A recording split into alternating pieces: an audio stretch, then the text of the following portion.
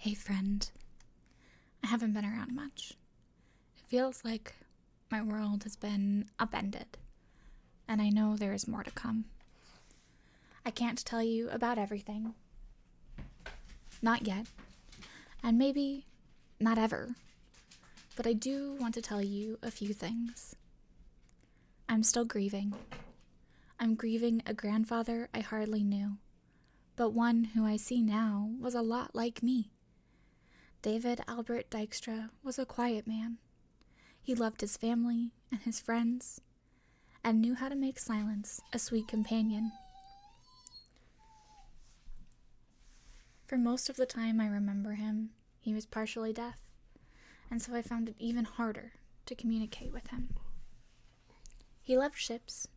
He was in the Navy and served in shipyards and on ships. He was an avid reader and incredibly smart. He held strong opinions. I'm crying as I write this. I'm sure I'm crying as I read it too. I didn't know him. But when he passed, I got to go into his office. It was there I finally saw the part of me that came from him, aside from my stubbornness. His desk was messy, as if he was just looking for something and then got distracted, and then the pile became too much. But the rest of his space was meticulous. His books all neatly shelved, and his boxes perfectly organized, and taking up the entire floor. We had different hobbies and similar ones. We both held a love of sci-fi and fantasy. But where I have yarn, he had his technology, his binders of the trips he and Grandma took, and his sailing memorabilia. I miss the relationship that never took hold between us. Apparently, he was a gamer. He even played WoW with my cousin. Apparently, he loved country music. Apparently, we had so much in common, but I was too afraid of him to have much of a conversation. He was a big man, tall, a military man, and someone who I often saw as one to fear and respect.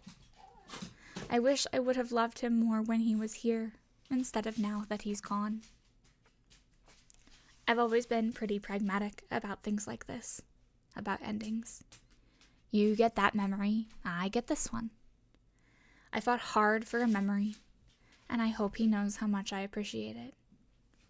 I didn't fight for many others, and I hope he didn't resent it or me. But this ending, it's even more real now, because it isn't even the only major ending I've had this year. I'm still grieving. I'm grieving a friend I knew well, but who knew me far better. Tom Washburn was a rocker, a man built for a different time and a different world. He was crude often, but funny and honest. He told me how much he loved our friendship. I don't know if I ever said it back. He loved purple, was obsessed. His hair, his shoes, and even his Xbox all matched. We both had ADHD and anxiety and depression, and we navigated our diagnoses with very different outcomes. He cared so deeply about seeing me happy, as if nothing else really mattered to him. He thought he could control my happiness by being an incredible friend. I missed the part where I needed to be the most incredible friend back. I don't know what happened to him, why he is gone, but I miss him, and I'm trying really hard not to blame myself, even partially, for his passing. It was his time, and not mine, and now I have to move forward, while he stays stuck as a memory. I'm still grieving. I'm grieving my first home, built by a William Lyon named company, a name my other grandfather shared. It was a home where I picked everything, from the trim to the cabinets to the colors of the wall. It was the first place I thought, yes, my children can grow up here. I'm selling it now. I had to visit it again, to clean it up and repair things, and generally try to make it the perfect home for the next family who lives in it. But being there, and those memories of early adulthood, I saw a reflection of me that wasn't me anymore. A woman who didn't like where the window faced, who thought the sinks weren't right. A me stuck in the past, and a me here in the present. I'm still grieving, but I'm also moving forward. There are cycles to everything, every push and pull of the wave, every fire being lit and burning out, every life and every death.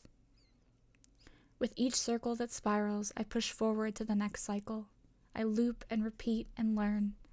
I fall down, get up, and try again. I'm still grieving, but I guess that just means I'm still here.